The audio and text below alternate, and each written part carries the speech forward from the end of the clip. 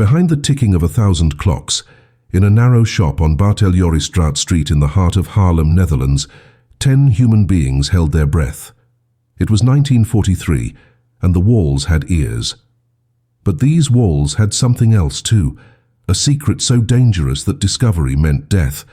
Not just for the 10 souls crammed into a crawl space barely larger than a closet, but for the family downstairs who had built it. This is the story of the Ten Boom family, a name you probably don't know, but a legacy that saved more lives than most war heroes with medals on their chests. They were watchmakers, they were Christians, and they became the most unlikely resistance fighters the Nazis never saw coming. Haarlem was a city caught in the iron grip of occupation. By 1942, the Nazi machine had turned the Netherlands into a hunting ground. Jewish families were disappearing from their homes in the dead of night, loaded onto trains that only traveled in one direction. The streets that once hummed with merchants and laughter now echoed with the sound of boots and barked orders in German. Every door could hide an informant. Every neighbor could be a collaborator. The penalty for hiding Jews was execution, no trial, no appeal, just a bullet or a one-way ticket to a concentration camp. And yet in the middle of this nightmare, at number 19 Bartheljorisstraat, an old man named Casper ten Boom made a decision that would put his entire family in the crosshairs of the Gestapo. The Beige, as the locals called it, was more than just a watch shop. It was a labyrinth. 3 stories of crooked staircases, rooms that led into other rooms, and a layout so confusing that even regular customers got lost. Casper ten Boom was 84 years old, a devout man who opened his shop every morning at 8 and closed it at 6, like clockwork. His daughter Corrie ran the business side, fixing watches with the precision of a surgeon. Her sister Betsie managed the household, gentle and deeply religious, the kind of woman who prayed before every meal and believed that every human being was made in the image of God. They were ordinary, quiet, invisible. Exactly the kind of people the Nazis would never suspect, but invisibility was their weapon. When the deportations began, Casper didn't hesitate. A Jewish woman knocked on their door, terrified, with nowhere left to run. Casper invited her in, then another, then a young man, then a family. By 1943, the Ten Boom home had become a station on an underground railroad that stretched across occupied Europe. But hiding people in plain sight required more than courage. It required architecture.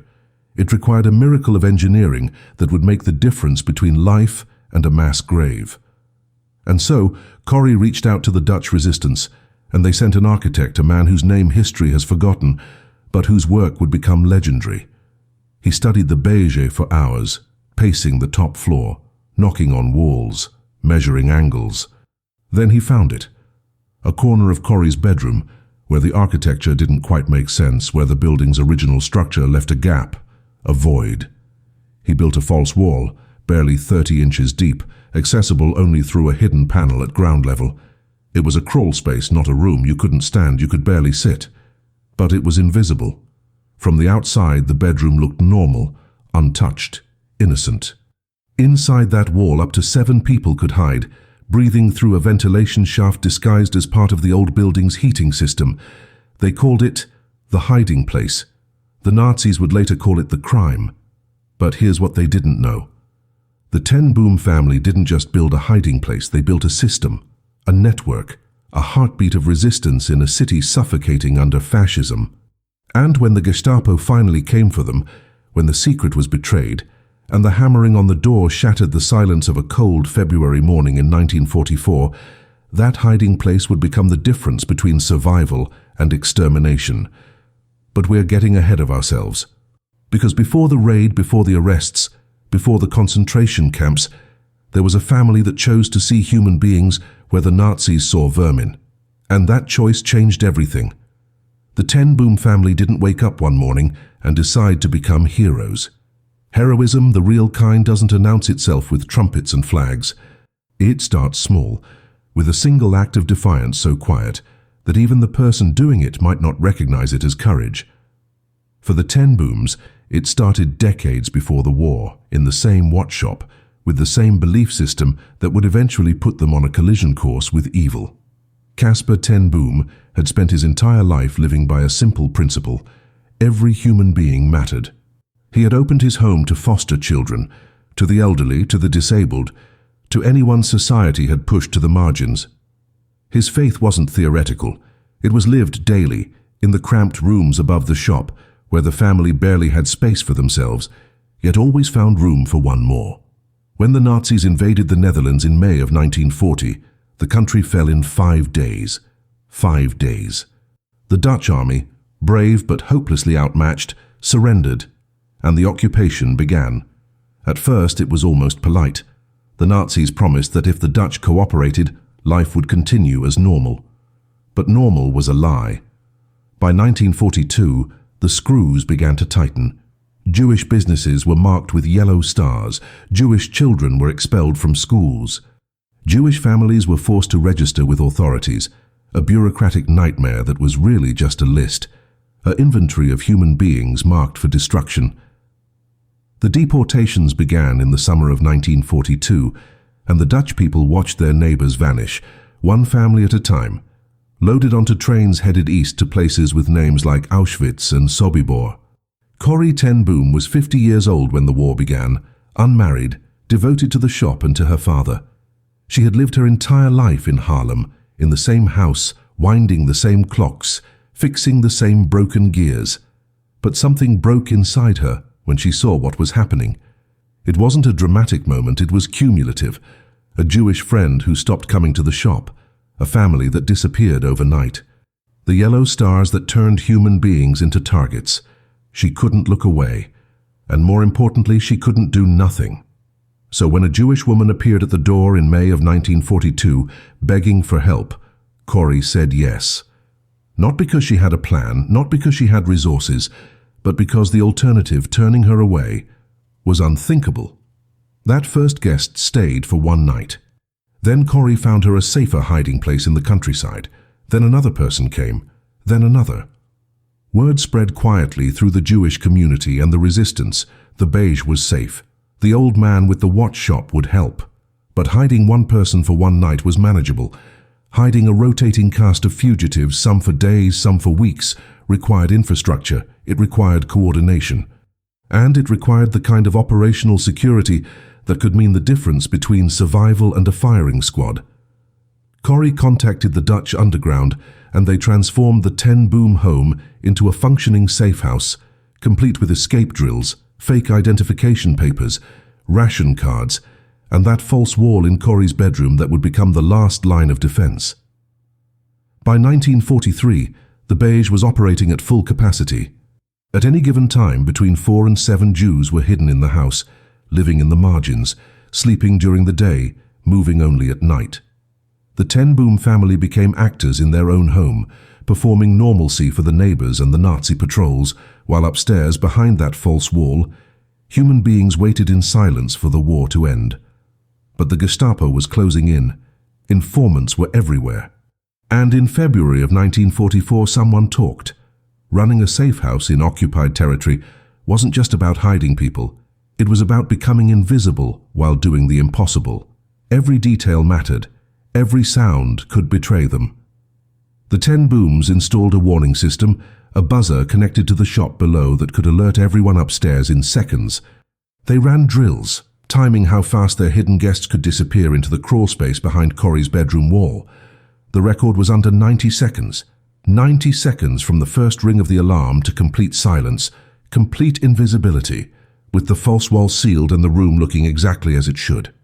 They practiced it over and over, because in the world of 1943 Haarlem, 90 seconds was the difference between living and dying. The people they hid came from everywhere. There was a cantor who had once led services in Amsterdam's largest synagogue, a young couple with forged identity papers that wouldn't hold up under serious scrutiny, an elderly watchmaker named Maya Mossel, who helped Casper repair clocks during the day and slept behind the false wall at night, a 17-year-old girl named Meta Monsanto, who had watched the Gestapo drag her parents away and spent weeks moving from safe house to safe house until she found the beige. They weren't statistics. They weren't numbers. They were human beings with names, with histories, with families that had been ripped apart by a regime that had industrialized hatred, and the 10 Booms treated them not as refugees, not as victims, but as guests. Betsie made sure everyone had clean sheets. Casper led evening prayers that included everyone, Jew and Christian, in the same cramped living room. Corrie taught them how to stay silent, how to breathe quietly, how to live like ghosts. But ghosts left traces. Feeding 7 extra people required ration cards that the 10 Booms didn't have, so Corrie became a criminal. She connected with underground forgers who produced fake cards, fake identity papers, fake everything. She learned to lie with a straight face, to charm Nazi officials when she needed permits, to become whoever she needed to be to keep her guests alive.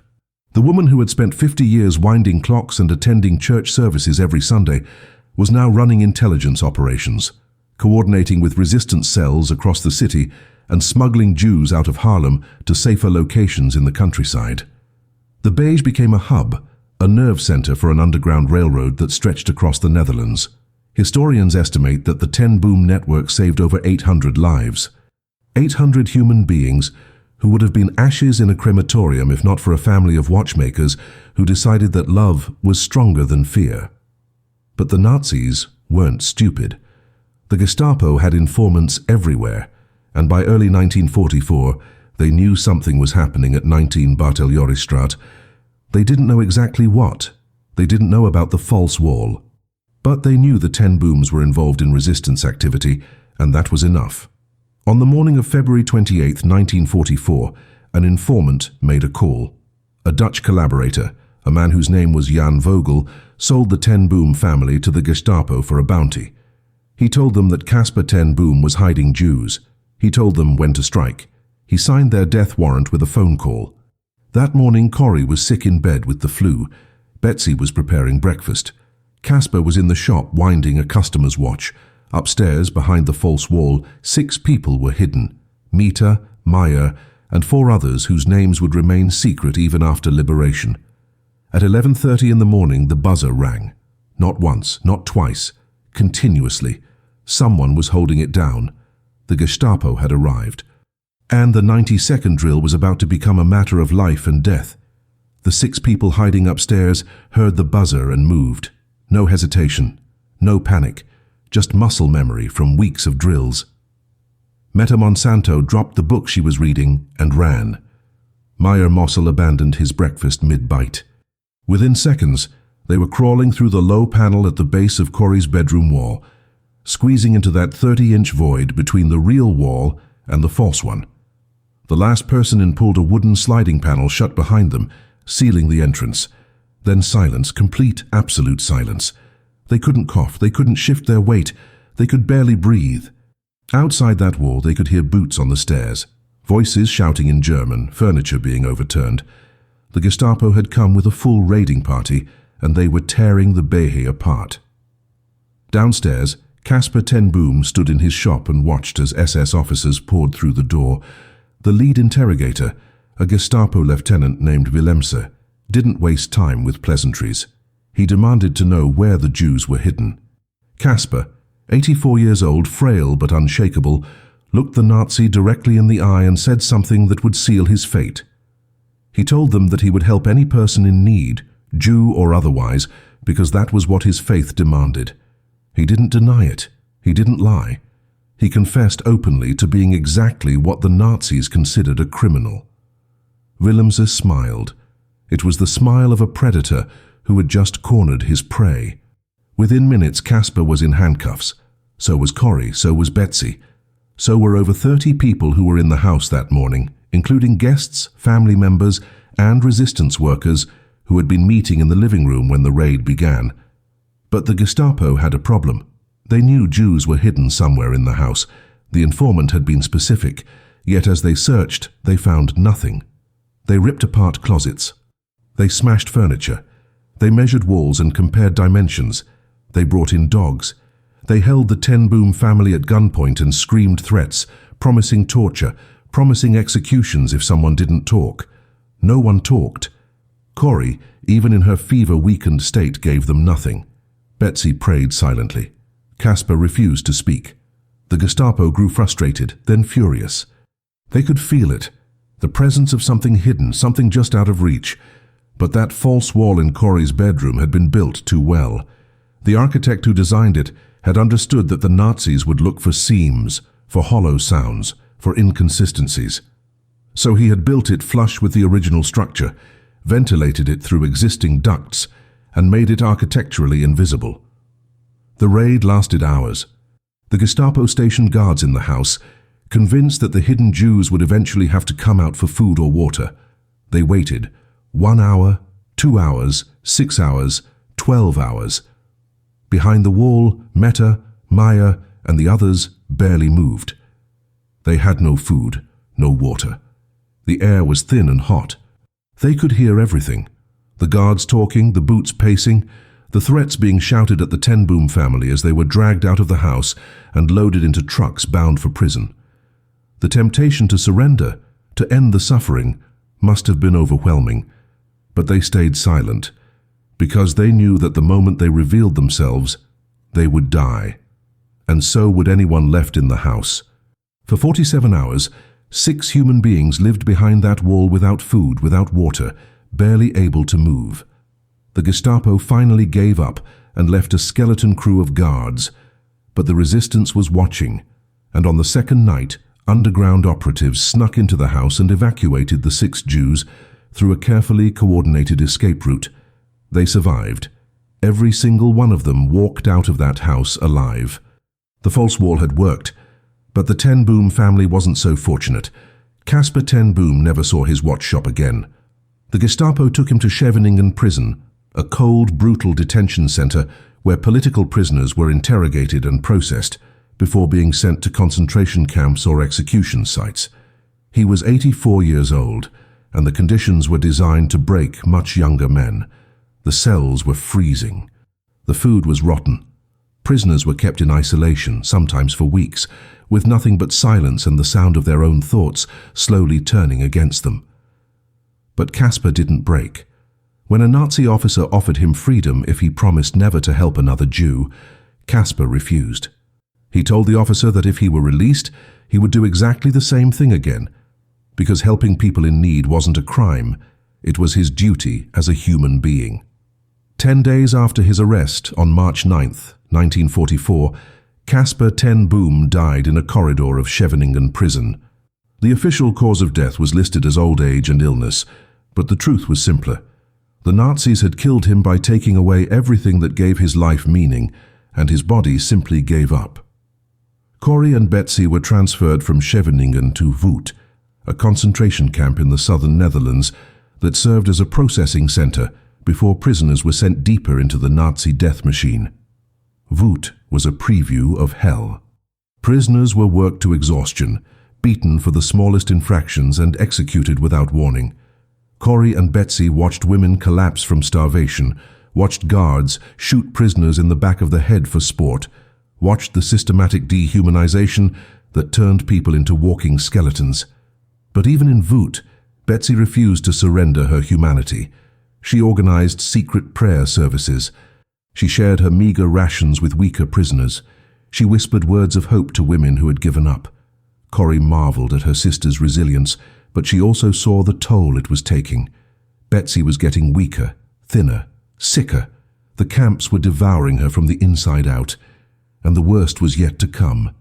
In September of 1944, Corrie and Betsie were loaded onto a cattle car with dozens of other women and transported to Ravensbrück, the largest women's concentration camp in Nazi Germany. Ravensbrück was where the Third Reich sent women it wanted to erase. Political prisoners, resistance fighters, Jews, Romani people, anyone deemed undesirable. The conditions were beyond comprehension. Prisoners slept 10 to a wooden bunk designed for 4. The barracks were infested with fleas so thick that the guards refused to enter. Food was a watery soup with a few potato peels floating in it, served once a day.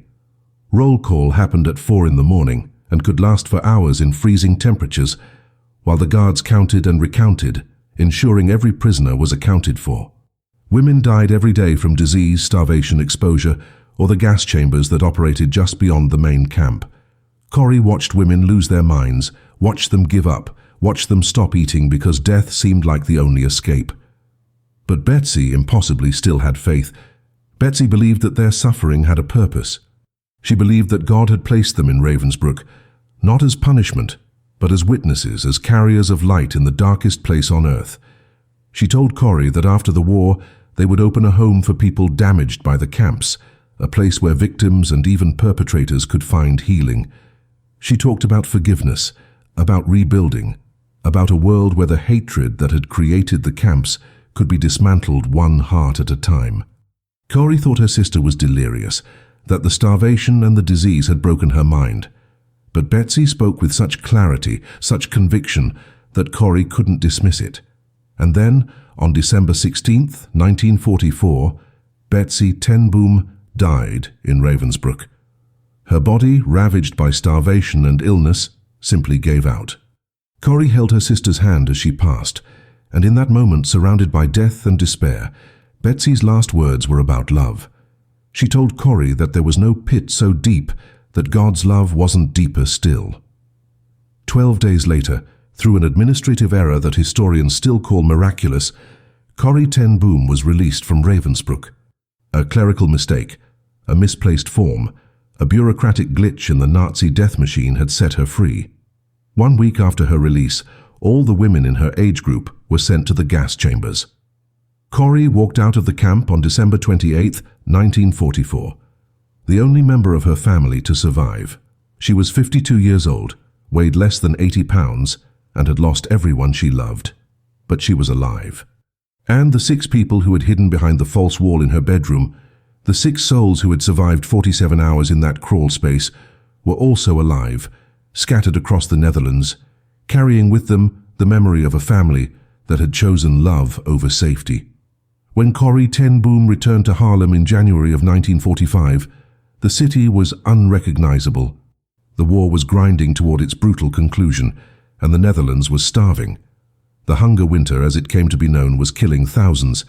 People were eating tulip bulbs, boiling leather shoes for broth, burning furniture to stay warm. The Beige, the watch shop that had been the heartbeat of resistance, stood empty and vandalized. The Nazis had looted it after the arrest, taking everything of value. The clocks were gone. The tools were gone. The false wall in Corrie's bedroom had been discovered and torn apart after the 6 Jews had escaped, leaving a gaping wound in the architecture. Corrie stood in the ruins of her childhood home and felt the weight of everything she had lost. Her father was dead. Her sister was dead. Her brother Willem, who had also been arrested, was dying from injuries sustained in prison. The family that had saved 800 lives had been destroyed in the process. But Corrie couldn't stop. Betsie's words haunted her, the vision of a rehabilitation home where broken people could heal. It seemed impossible. The country was in ruins. Corrie had no money, no resources, no support system.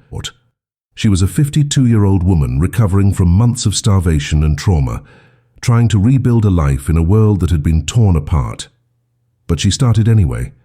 She began speaking to church groups, telling the story of the hiding place, of the family that had risked everything.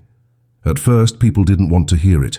The Netherlands was full of stories like hers, full of grief and loss and unimaginable suffering. But Corrie had something different.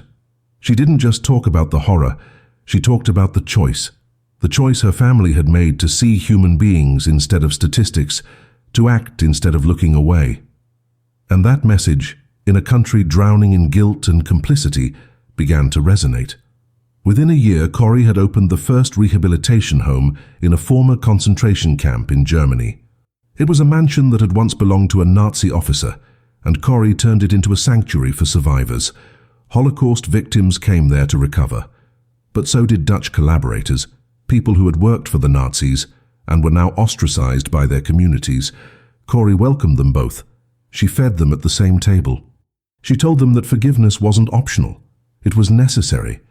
Because hatred was the disease that had created the camps in the first place.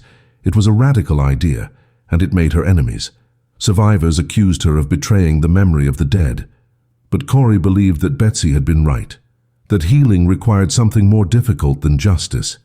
It required mercy. For the next 30 years, Corrie ten Boom traveled the world telling her story. She spoke in churches, in prisons, in universities, on every continent. She wrote a book called The Hiding Place, published in 1971, that became an international bestseller and was later adapted into a film. Millions of people heard about the false wall, about the 90-second drills, about the family that had chosen to resist. But Corrie never presented herself as a hero. She insisted that what her family had done was simply what any decent person should have done. She said that the real question wasn't why the 10 booms had helped, but why so many others hadn't. And that question, uncomfortable and challenging, forced people to confront their own choices, their own moments of looking away when they could have acted. Corrie ten Boom died on April 15, 1983, her 91st birthday. She had outlived the Reich by nearly 4 decades and had spent every one of those years refusing to let the world forget what happened when ordinary people chose courage over comfort. But here's the part that almost no one knows, the part that makes this story even more astonishing. When researchers finally tracked down the 6 people who had hidden behind the false wall during the raid, the ones who survived 47 hours without food or water, they discovered something remarkable. Not one of them had ever publicly told their story. They had lived quiet lives, raised families, and carried the memory of the ten Boom family in silence, as if speaking about it would somehow cheapen the gift they had been given. The 6 who survived the hiding place carried their secret like a sacred trust. Meta Monsanto, the 17-year-old girl who had watched her parents dragged away by the Gestapo, moved to Israel after the war and became a teacher. She rarely spoke about what happened behind that wall, even to her own children. When journalists tracked her down in the 1970s, after the hiding place became famous, she agreed to one interview. She described the 47 hours in clinical terms: the cramped space, the stale air, the sounds of the Gestapo tearing the house apart just feet away.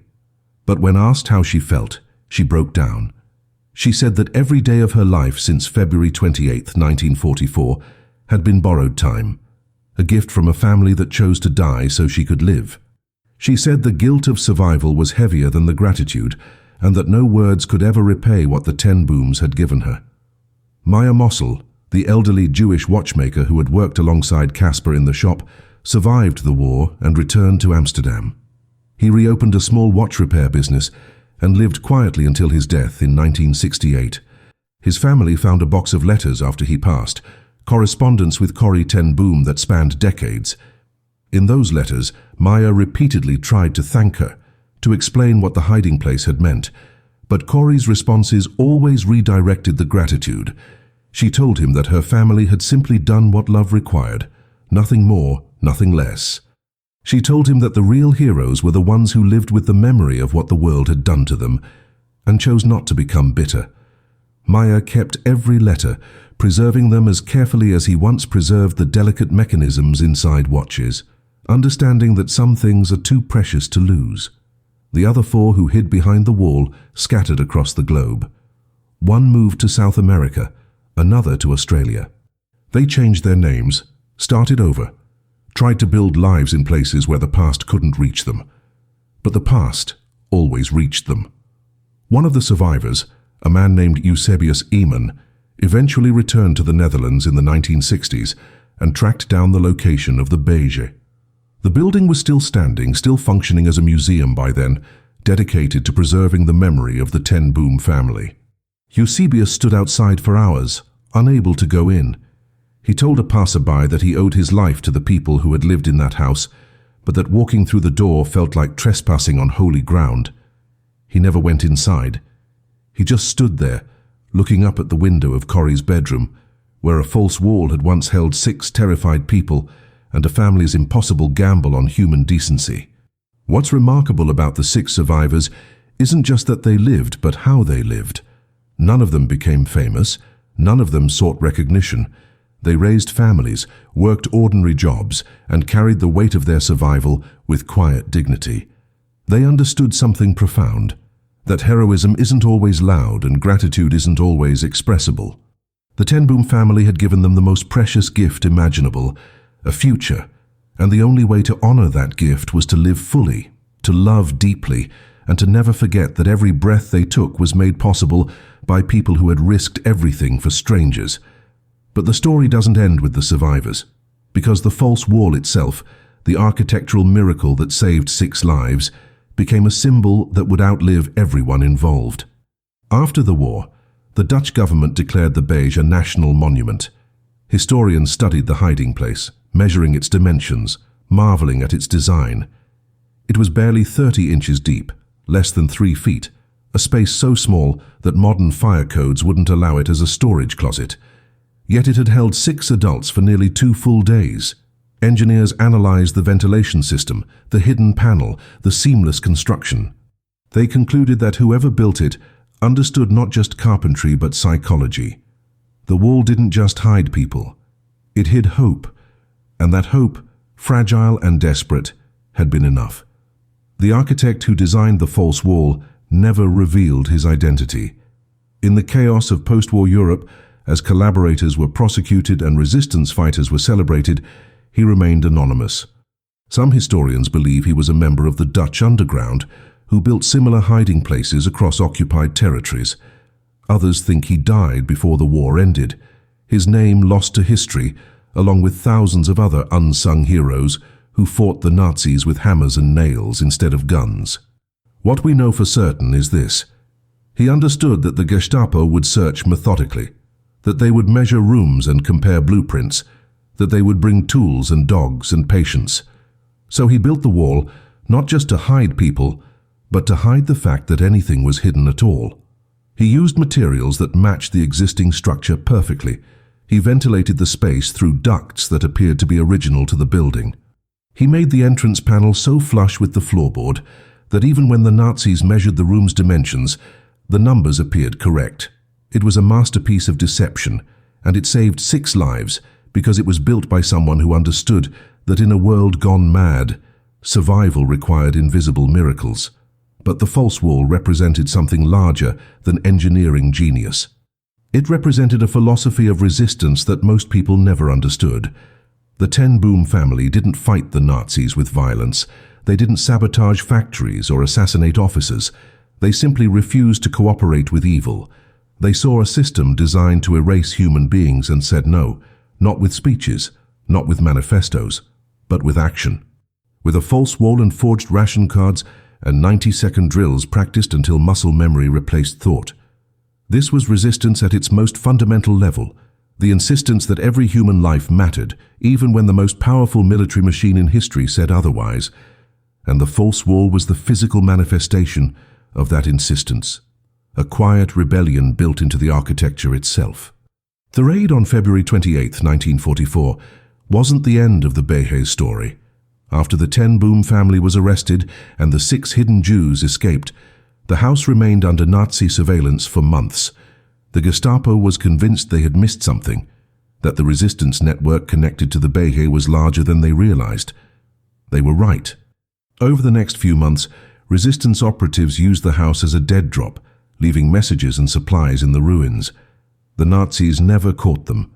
The building, even empty and gutted, continued to resist. It became a symbol for underground fighters across Haarlem, proof that the Nazi occupation, for all its brutality and efficiency, could be outwitted by ordinary people with extraordinary courage. When the Netherlands was finally liberated in May of 1945, resistance members returned to the Beige and held a memorial service in the room where the false wall had stood. They didn't celebrate victory, they mourned the cost. The cost was staggering. Casper dead in prison, Betsie dead in Ravensbrück, Willem dying from his injuries, dozens of others connected to the Ten Boom network arrested, tortured, executed. The family had saved 800 lives, but the price was almost everything they had. And yet, when Corrie spoke about it in the years that followed, she never expressed regret. She said that her father had died the way he had lived, faithful to his principles to the very end. She said that Betsie had found peace even in the camps, a peace that came from knowing she had loved without limits. Corrie said that the false wall, that tiny crawl space behind her bedroom, was worth more than all the watches her family had ever repaired, because it proved that love could be built into the structure of the world, one brick at a time, even when everything around it was crumbling. By the time The Hiding Place was published in 1971, the Beige had become a pilgrimage site. Thousands of visitors came every year to see the room, to touch the wall, to stand in the space where 6 people had defied death. The museum curators preserved everything exactly as it had been: the narrow staircase, the crooked rooms, and the false wall, reconstructed to show visitors how impossibly small the hiding place really was.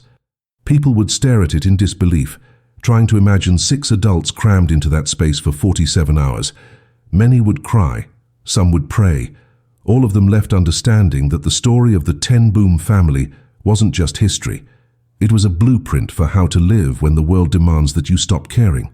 The true scale of what the Ten Boom family accomplished didn't become clear until decades after the war ended. Researchers combing through Nazi records, resistance archives, and survivor testimonies began to piece together the network that had operated out of the beige. It wasn't just a hiding place. It was a command center for one of the most effective rescue operations in occupied Europe. The Ten Booms had coordinated with at least a dozen other safe houses across the Netherlands, creating a pipeline that moved Jews from the cities to the countryside, from the countryside to the coast, and sometimes all the way to neutral Switzerland or England. They had forged hundreds of identity documents. They had bribed officials, blackmailed collaborators, and manipulated the Nazi bureaucracy with a sophistication that rivaled any military intelligence operation. And they had done it all while maintaining the appearance of a quiet, religious family running a watch shop.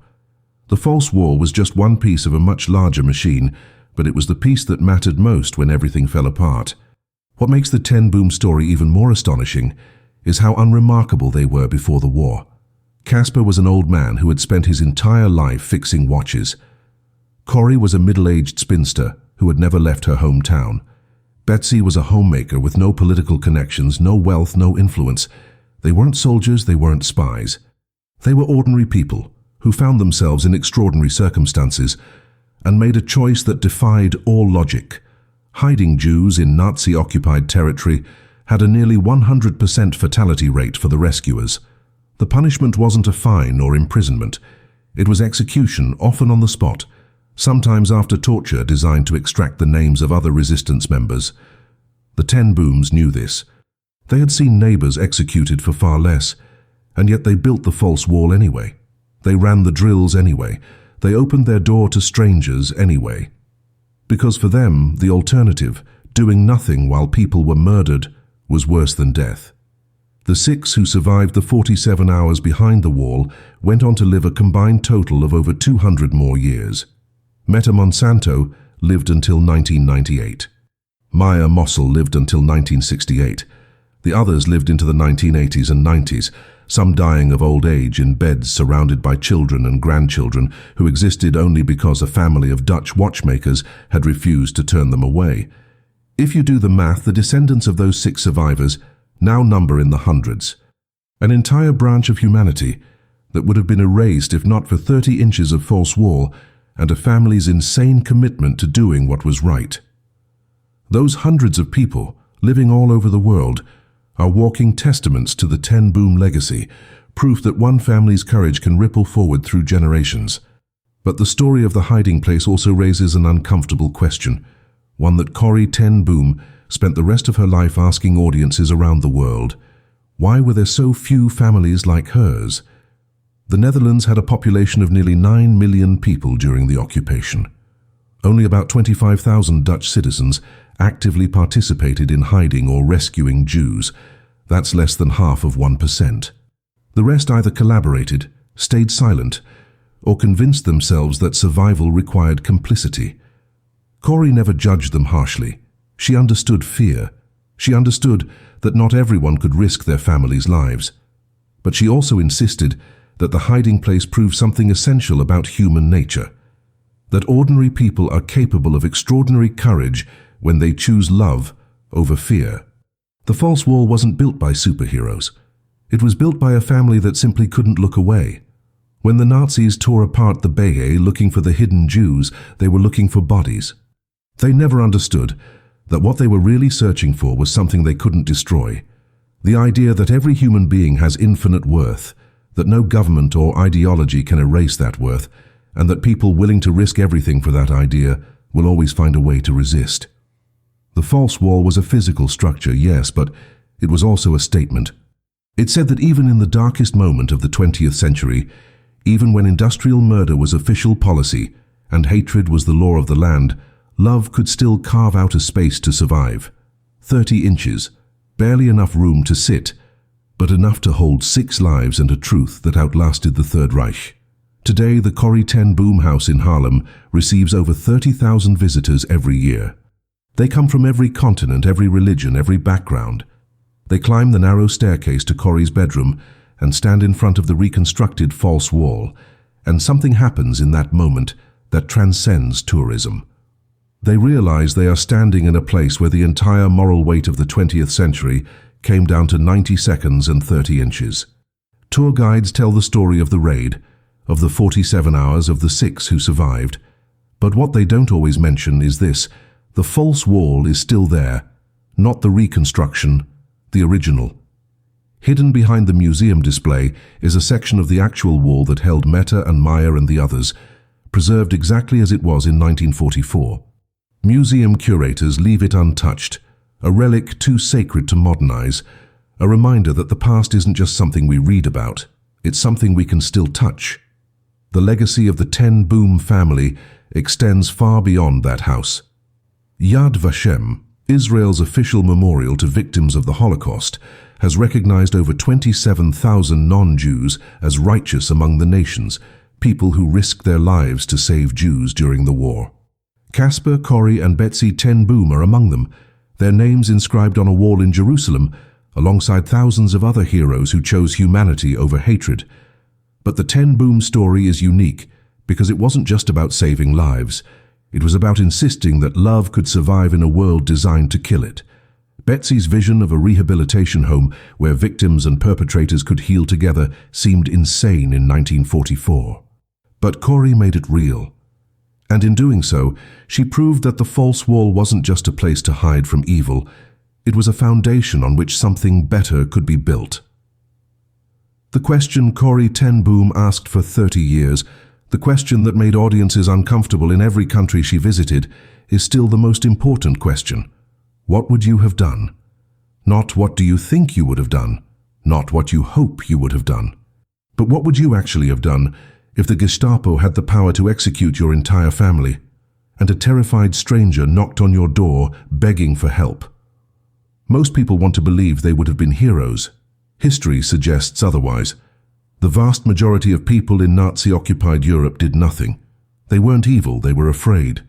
And fear, as the ten Booms understood, is the weapon tyrants use to turn ordinary people into accomplices. The false wall was an act of defiance against that fear, proof that love, when it's real and not just theoretical, is stronger than the instinct for self-preservation. But there's another layer to this story that often gets overlooked. The ten Boom family didn't save 800 lives by themselves. They were part of a network, a web of ordinary people who made small, dangerous choices that added up to something extraordinary. The forger who made fake identity papers, the farmers who hid families in their barns, the train conductors who looked the other way, the nurses who falsified medical records, the pastors who smuggled children across borders. Resistance wasn't one dramatic act. It was 1,000 quiet acts performed by people whose names we'll never know. The false wall couldn't have worked without that network. And the network couldn't have worked without people like the ten Booms who were willing to risk everything. It's a reminder that heroism is often collaborative, that changing the world requires both the people bold enough to build the hiding place and the people brave enough to support it. Corrie ten Boom died believing that the story of the hiding place mattered, not because it was unique, but because it was replicable. She spent her final years telling audiences that the ten Boom family wasn't special, that any person, in any country, in any era, could choose to resist evil the way her family had. She said that the false wall was just wood and plaster, that the real hiding place was the decision to love without limits, and that decision was available to everyone. It's an uncomfortable message because it removes the excuse. It means that when we see injustice, when we see people being dehumanized, when we see cruelty disguised as policy, we can't shrug and say there's nothing we can do. The ten Booms proved that there's always something you can do. It might cost you everything. It might mean building a false wall in your bedroom and drilling your guests to disappear in 90 seconds, but it's always possible. The false wall in Haarlem is more than a historical artifact. It's a challenge. It asks every person who sees it the same question Corrie asked for decades. When the world demands that you look away, will you build a hiding place instead? The 6 who survived that wall, and the 800 others the 10 Boom network saved, and the hundreds of descendants who exist because of those rescues, are the answer written in flesh and blood. They're proof that one family's courage echoes across generations, that 30 inches of hidden space can hold not just 6 people, but the entire moral architecture of what it means to be human. The Nazis built an empire on the idea that some lives don't matter. A family of watchmakers built a false wall on the idea that every life matters. History records which idea survived.